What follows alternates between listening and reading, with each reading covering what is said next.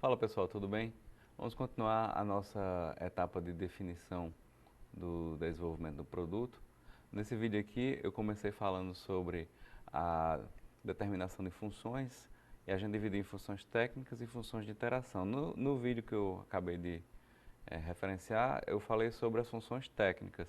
Agora nós vamos falar sobre as funções de interação do produto, beleza? Toca a vinheta, Matheus.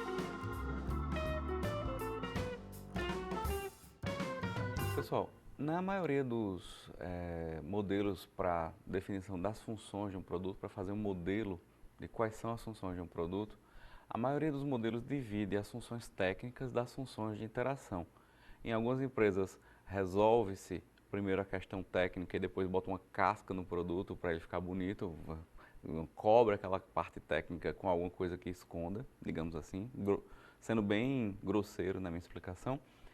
Ou pensa-se na estética, na interação do produto com o usuário e depois, a partir dessa estética, devolve-se o produto pensado esteticamente para o engenheiro para que ele bote a parte técnica, ele se vire, o corpo do engenheiro se vire para botar ali dentro desse produto a máquina que vai fazer o produto funcionar. A nossa abordagem ela visa resolver as duas coisas ao mesmo tempo. A gente no vídeo passado, trabalhou as funções técnicas, que são divididas na função principal do produto, as funções de transformação, as funções adicionais e as funções de estrutura, as funções estruturais do produto. E agora a gente vai falar sobre as funções de interação. Elas são definidas ou divididas em funções ergonômicas e funções estéticas. Uma coisa importante nesse momento é a gente analisar que esses dois grupos de funções, eles interagem entre si. Eu represento aqui um esquema para vocês da relação homem-máquina ou usuário-produto. E nessa relação a gente vê como essas funções interagem. Vamos para a tela. Aqui do lado direito do nosso gráfico a gente tem um produto assistivo ou qualquer produto que você esteja trabalhando o projeto dele. E do lado esquerdo, a pessoa com deficiência ou o usuário, qualquer usuário que seja. E aí a gente tem do lado do produto três caixinhas. Essas caixinhas, começando por baixo, a gente tem os dispositivos de controle, que são aqueles elementos do produto que vão servir de interface para que a gente consiga controlar o produto. Numa tela de um celular num celular seria a sua tela, num automóvel seria o seu volante, a alavanca da marcha, freio, acelerador, embreagem e qualquer outro dispositivo de interação que que permita que a gente controle o produto que a gente está utilizando. Depois a gente tem os mecanismos internos, que são aqueles que a gente vai controlar a partir da nossa interação com o produto. E por fim, os mecanismos internos, a partir do nosso controle, a partir daquilo que a gente vai fazer com o produto, ele vai ter algumas reações. E na maioria dos produtos, essas reações vão gerar informações. Essas informações são apresentadas por vários dispositivos. Se a gente imaginar um carro, poderia ser o velocímetro, o medidor de rotação do carro e vários outros elementos que estão ali no painel que nos permitem acessar informações a respeito do produto. Do ponto de vista das funções técnicas, a gente tem os mecanismos internos associados às funções de transformação, os dispositivos de informação e os dispositivos de controle associados a funções adicionais e tudo aquilo que são funções técnicas do produto, elas estão englobadas nas suas funções estruturais. Tem uma setinha aí para cima, de cima para baixo, funções adicionais, que também são outras funções que permitem a gente acessar os mecanismos internos. Um exemplo claro desse tipo de função seria a alimentação de energia elétrica ou até mesmo de combustível de um determinado produto. Do outro lado, a gente tem o usuário. O usuário, a gente divide essa análise dele em três capacidades. As capacidades sensoriais, que permitem que a gente visualize os dispositivos de informação, consiga receber aquelas informações, a maioria delas a partir da visão, mas pode ser a partir da audição também ou do tato. As capacidades cognitivas que nos permitem interpretar as informações que o produto está nos oferecendo e as capacidades motoras que nos permitem acionar os dispositivos de controle. As capacidades motoras, por sua vez, também têm a ver com a capacidade cognitiva, de a gente conseguir refletir sobre uma ação, até mesmo de maneira automática. Uma ação que é feita num dispositivo de controle, por exemplo. Essas capacidades têm relação com a ergonomia física e com a ergonomia cognitiva. E as funções estruturais do produto, são funções técnicas, a gente tem uma relação muito forte com a função estética do produto. Em geral, a estrutura de um produto guarda muita relação com os formatos que esse produto vai ter ou vai apresentar no final. Então, a estética do produto e a sua estrutura estão intrinsecamente relacionadas. É por isso que no gráfico eu botei ali uma juntinho da outra. Por sua vez, a questão de funções adicionais relacionadas a dispositivos de informação e de controle, eles estão tão ligados à interface com o usuário, essas funções estão muito, mais estreitamente ligadas à ergonomia do usuário, seja a ergonomia física, eu ter os acessos fáceis, próximos, ou a ergonomia cognitiva, de, por exemplo, aquelas tarefas que a gente precisa realizar com o produto, elas terem uma sequência lógica fácil de compreender, que seja, digamos, pensada de uma maneira a ter uma utilização fácil, e entre outros aspectos que eu vou falar mais na frente. Essa atividade a gente começa a partir do estudo de informações que vieram da etapa anterior, que é a etapa de descoberta.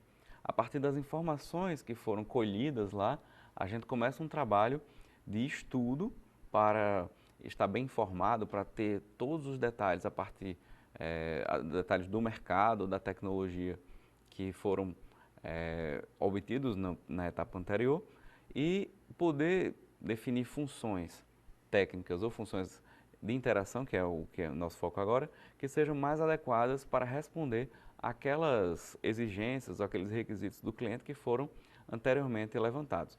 Por que eu estou dizendo isso? Quando a gente está na disciplina, aqui na universidade, os grupos que eu divido para fazer o projeto, eles são responsáveis por todas as etapas do projeto. Eles fazem a descoberta, a definição, depois o desenvolvimento e, por fim, a distribuição, a etapa de distribuição do produto.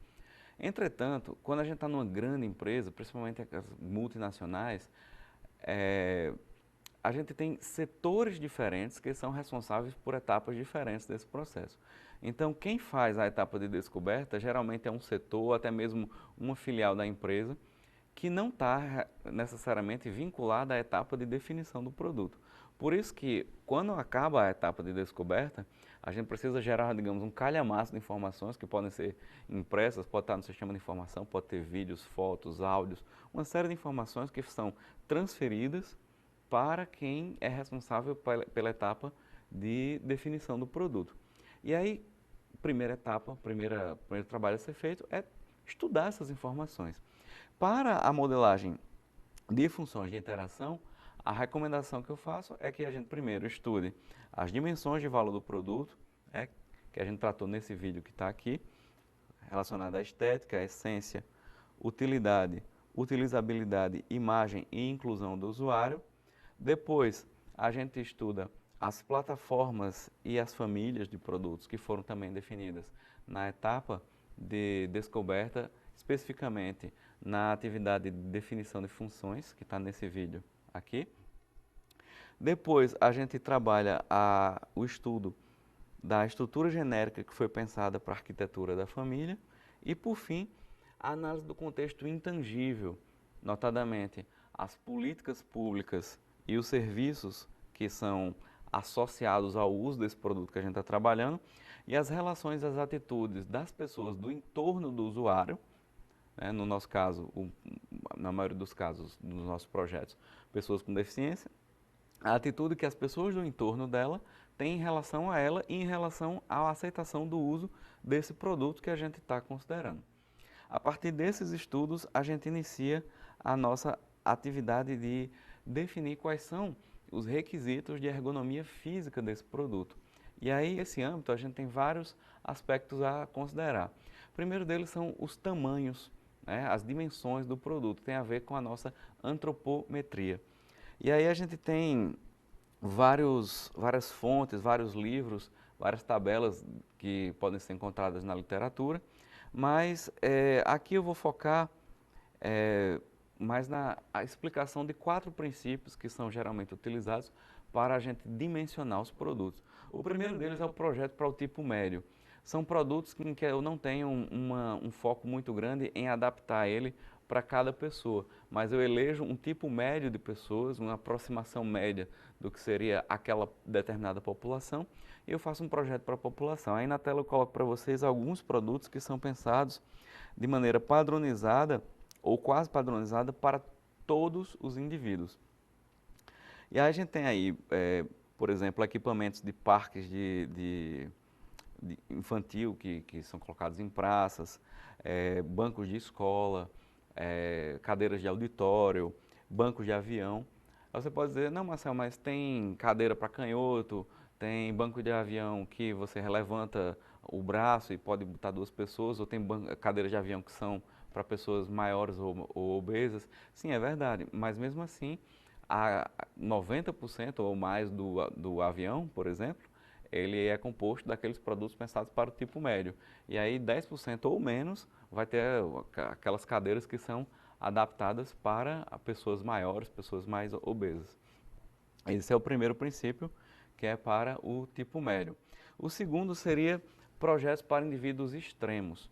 Em geral, projetos que são feitos para uso coletivo, digamos assim, e que a gente tem que pensar que 95% da população tem que conseguir usar aquilo. Então, por exemplo, se for um bebedouro, né, a gente se abaixa para beber, ele vai ter que ter uma altura máxima de modo que 90% da população ou mais consiga usar. Então ele não pode ser muito alto, ele precisa ser um pouco mais baixo para que as pessoas mais baixas consigam usar. Para o indivíduo mais alto, ou a pessoa mais alta, ela vai ter que se curvar mais para beber a água, mas pelo menos aquele bebedouro vai atender aquelas pessoas mais baixas. Num caso contrário, por exemplo, digamos aquelas portas corta-fogo que fazem o bloqueio de áreas de escape no caso de incêndio. Essas portas, elas são superdimensionadas, porque ao contrário do bebedouro que tem que ser baixo para que mais pessoas possam usar, a porta corta-fogo, ou o vão da porta corta-fogo, ele tem que ser o maior possível, para que uma pessoa que seja alta, ela vai correndo, no caso, não adianta dizer, no caso de incêndio, saiam com cuidado. Não adianta, né? As pessoas não são treinadas para manter a calma e sair ordeiramente, elas vão, salve-se que puder. Então, no salve-se que puder, o mais importante é que esses vãos, essas portas sejam o mais largo possível, porque os indivíduos maiores, mais obesos, vão conseguir escapar de uma situação como essa. E além disso, se a porta, digamos assim, ela bloquear uma pessoa que seja maior ou mais obesa, ela pode inclusive bloquear o escape de outros indivíduos que vão estar atrás dela.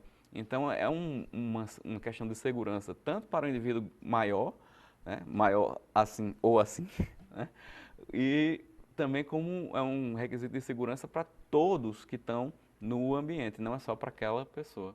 O terceiro princípio seria o projeto feito para faixas da população. Então, eu posso dar vários exemplos, né? Eu vou dar um exemplo engraçado que muitas vezes as pessoas não sabem que cadeira de rodas é ajustável. Você tem tamanhos, não sei bem como são os tamanhos, mas vamos dizer que é P, M e G. Mesmo nesse P, M e G você consegue fazer ajustes. Eu mesmo, quando sentei para fazer um teste nas cadeiras de rodas, ela não estava ajustada para pessoas do meu tamanho, mas para pessoas menores. Quando eu apliquei a força nas rodas, ela girou para trás e eu caí no chão. Porque o eixo quando eu estava sentado, o eixo dela estava muito para frente. Então quando eu girei, a cadeira virou para trás e eu caí. Só deu tempo de levantar a cabeça assim para não bater o Kengo no chão. Fala galera, o cartão encheu aqui, deu problema na câmera, um refletor caiu. E Fabiano, que tem um taco de beisebol ali, ele queria me agredir. Depois que resolvemos todos esses problemas, voltamos para a gravação normal. Então eu estava falando que eu quase quebrei o Kengo quando eu caí estava usando a cadeira de rodas, deu golpe lá nas rodas, a cadeira girou para trás porque ela não estava ajustada para o meu tamanho. Então na cadeira que eu usei, ela tinha vários furinhos em que a gente podia tirar o parafuso, regular para um determinado tamanho, o eixo ia ficar um pouco mais para trás, a gente fez isso e aí deu certo. Então uma série de produtos que tem no mercado, eles nos permitem essas adaptações para o tamanho. Então, colocando aí na tela para vocês, esse é o projeto para a faixa da população, que por meio de ajustes a gente consegue utilizar o produto. Esses ajustes podem ser contínuos ou eles podem ser discretos. Um contínuo, por exemplo, seria o cinto de segurança de aviões, que a gente fecha a fivela e puxa, parece uma aeromoça agora, não foi? Flight attendant, assim, caso fecha a fivela, puxe, atira para ajustar. O cinto que a gente usa geralmente na nossa roupa, ele tem os vários furinhos, e aí você, a partir desses furos, você vai pegando aquele que é mais próximo da sua necessidade. Esse é um ajuste discreto. Então, o contínuo seria o do cinto de segurança do avião, o discreto do cinto que a gente usa geralmente nas nossas roupas, que tem os furinhos. Esses são os projetos para a faixa da população, e a gente tem o último tipo de projeto, que é o para o indivíduo. Esse tipo de projeto ele é pensado para um indivíduo exclusivamente. Eu tenho que saber quem é o cliente para fazer o projeto do produto. Eu coloquei alguns exemplos aí para vocês. Aí na esquerda eu tenho uma atleta com deficiência física, em que ela usa uma prótese do tipo pata de leopardo, que a gente vê muito nas Paralimpíadas. Pessoas que são amputadas usam esse tipo de prótese para poder correr. E aí, apesar de que tem partes dessa prótese que são padronizadas, pelo menos a interface da prótese com a perna da pessoa, no caso aí, né, o engate é na altura do joelho, ele é feito a partir de uma adaptação individualizada. O segundo exemplo que eu dei é uma prótese que ela é muito interessante do ponto de vista estético, porque você vê que ela combina com o estilo da pessoa, ela tem uma perna toda tatuada e a outra perna tem uma prótese aí que ela é toda estilizada no um jeito assim meio Mad Max, alguma coisa que é ligada a esse nicho cultural que essa pessoa se enquadra. E o último é um capacete de alta performance, né, um capacete para automobilismo, que ele é pensado tanto em termos de dimensões como em termos de estética, ele é pensado para aquele indivíduo. Nesse caso aí, o capacete icônico de Ayrton Senna, né? Mas a maioria dos pilotos tem uma pintura especial, que é a pintura que representa aquele piloto, e internamente as dimensões do capacete são pensadas para aquele indivíduo. Então são esses quatro princípios: o projeto para o tipo médio, o projeto para indivíduos extremos, o projeto para faixa da população e o projeto individual. Saindo da ergonomia física, que a gente focou apenas na questão dos tamanhos, mas tem vários outros aspectos que seria todo um curso de ergonomia que foge um pouco do escopo do nosso vídeo e até do nossa intenção aqui, a gente parte para a ergonomia cognitiva. Eu coloco na tela para vocês, né, que a ergonomia cognitiva ela visa entender como é que é o funcionamento do produto. E a maior parte da carga cognitiva do uso do produto advém dos dispositivos de informação e dos dispositivos de controle. E a gente tem que entender qual é o processo, como é que é feito o processamento da informação, qual a lógica do sequenciamento de uso, quais são os modos de raciocínio que a pessoa precisa utilizar para a compreensão das informações e até para o acionamento dos controles do produto, e qual a percepção sensorial dos sinais emitidos pelo produto, que tem mais a ver com as informações que você recebe. E aí, quando a gente analisa essa questão relacionada a dispositivos de informação e dispositivos de controle, os dispositivos de informação ele tem muito a ver com os mostradores que um produto tem. Então, eu vou focar um pouco em alguns conselhos, em algumas vou chamar de boas práticas, que a gente tem que pensar em termos de dispositivos de informação. E aí a gente tem, dentro dos mostradores, vários erros de leitura que podem ser gerados, vários tipos de desenhos de escalas, de ponteiros, de letras utilizadas e a localização desses controles no produto de modo a que facilite a vida do usuário. Primeiramente, com relação às escalas, a gente tem dois tipos de escalas, principalmente em mostradores que são analógicos. As escalas que são ditas quantitativas, em que você vai ter lá, por exemplo, no velocímetro do carro, 80, 100, 200, 80, 90, 100, 110 km por hora, e aí você sabe em que velocidade o carro está andando. extintor de incêndio, por sua vez, a gente tem aquele mostrador em cima, perto da válvula em que a gente aciona o extintor, tem um mostrador que não necessariamente tem lá alguma coisa relacionada à pressão que o extintor tem, mas tem a informação de que se o ponteiro estiver fora dessa posição, o extintor precisa ser recarregado, precisa ter sua carga trocada.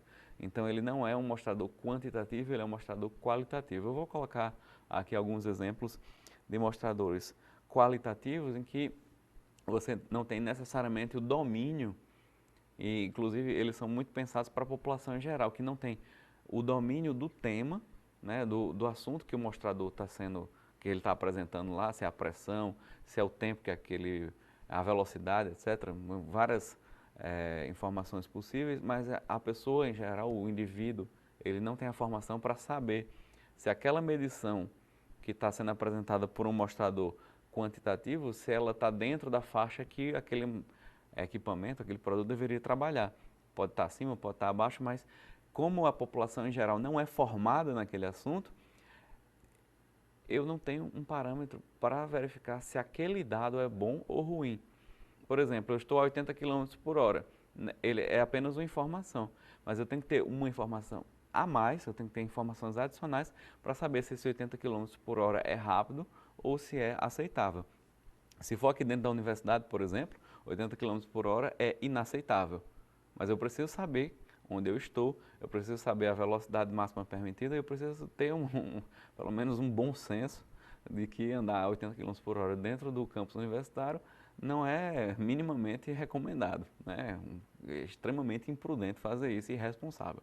Só que em determinados fatores que são mais técnicos do que dirigir um automóvel é uma coisa que é pensado para toda a população, ou para quase toda, né? Quem passa no psicotécnico e no exame técnico, por exemplo. Mas tem coisas que são de formação técnica em que as pessoas, em geral, não têm um preparo. Então, nesse caso, é melhor usar um mostrador qualitativo que vai dizer, ó, se o ponteiro passar daqui está ruim.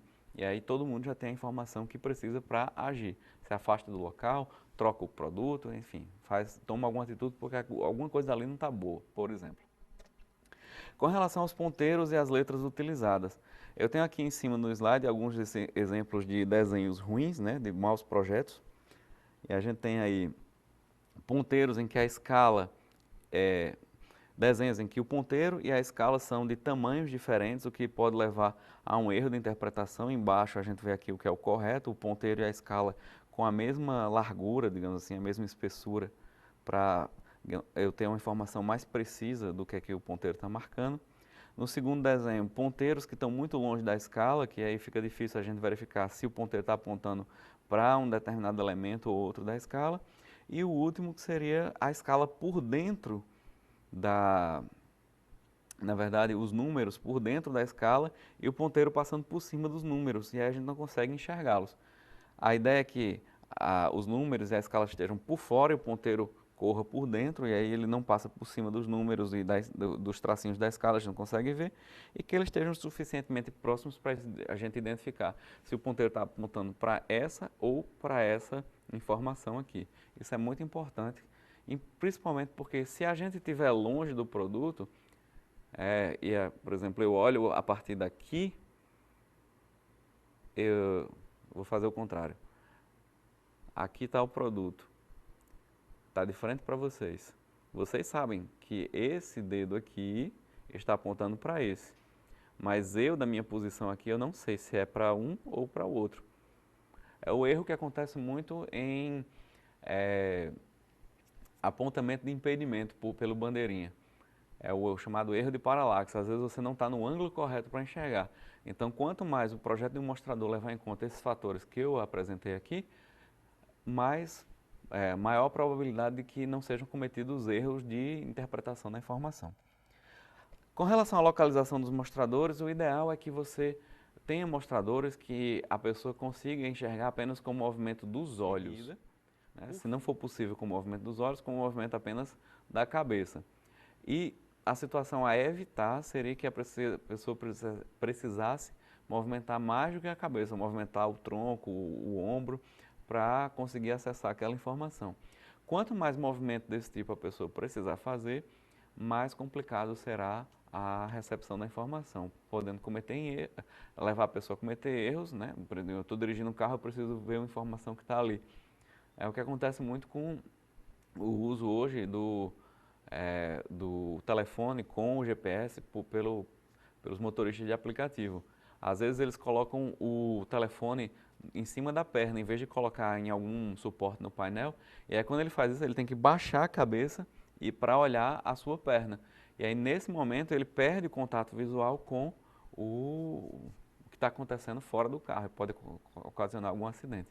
Então essa recomendação é para evitar erros de processamento da informação, então eu cometo um erro ao fazer essa checagem, e também a perder a atenção com outro elemento que era importante no uso do produto. Em seguida, a gente tem a questão dos dispositivos de controle. Eu dei alguns conselhos e alguns princípios com relação aos dispositivos de informação e a gente vai agora para os de controle.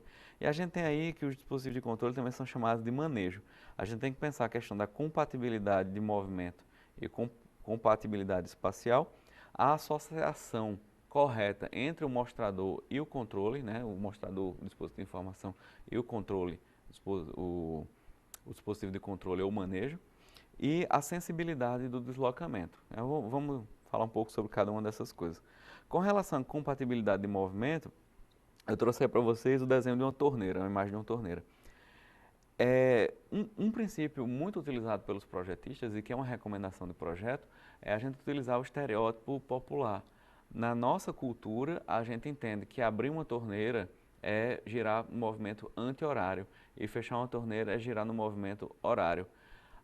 Quando você coloca qualquer coisa parecida com isso em um produto, as pessoas vão fazer a associação, isso aqui parece uma torneira, então para abrir, anti-horário, para fechar, horário. E a gente tem que fazer uso desse estereótipo popular para evitar que a pessoa cometa alguns erros. Com relação à associação entre mostrador e controle, a gente tem 3 princípios aqui. Um seria a ideia de que um movimento horário em um manejo gera um movimento horário em um dispositivo de informação que seja circular e gera um movimento para cima em um dispositivo de informação que seja vertical, por exemplo. Então eu faço um giro horário e o meu dispositivo ele vai para cima, eu faço um anti-horário, ele vai para baixo. Isso também tem a ver com o nosso estereótipo popular. Outro seria, como está na imagem, aí o princípio do parafuso. Eu giro no sentido horário, o meu dispositivo de informação ele vai para frente, o meu mostrador. É como se estivesse girando um parafuso e o parafuso entrando na parede. E o último deles é o princípio da engrenagem, em que ao girar o dispositivo, por exemplo, que está à esquerda, no sentido anti-horário, é como se ele tivesse como uma engrenagem empurrando o dispositivo de informação para cima. Da mesma forma, aquele que está na direita, quando eu girar no sentido horário, ele vai empurrar o dispositivo de informação para cima. Esse é o princípio da engrenagem. E com relação à sensibilidade do deslocamento, isso é um aspecto muito importante e até engraçado às vezes, quando você pega um computador de um amigo seu, em que a sensibilidade do mouse está um pouco diferente. Eu tenho amigos que botam o mouse muito sensível. Então, quando você dá um pequeno toque no mouse do computador, o cursorzinho vai para o outro lado da tela. Eu falei, putz, como é que tu consegue mirar no que tu quer nessa tela? Porque o cabo faz um pequeno golpe, já está no outro lado. Aí a resposta muitas vezes a pessoa que gosta desse tipo de sensibilidade é porque tu quer o quê? Andar 1 quilômetro com o mouse até chegar do outro lado da tela. Então assim, esse é o baixa sensibilidade, onde você faz um grande movimento na alavanca, no botão, gera um pequeno deslocamento no ponteiro. E a alta sensibilidade é que você faz um pequeno movimento no manejo e ele faz um grande deslocamento no dispositivo de informação, no ponteiro, o que é que seja. Bom, eu vou encerrar esse vídeo por aqui e o próximo vídeo eu vou focar mais nos aspectos de estética. Se você assistiu até aqui, eu agradeço. Não se esqueça de se inscrever no canal e tocar no sininho aí para receber as atualizações. E a gente se vê no próximo vídeo. Valeu, tchau!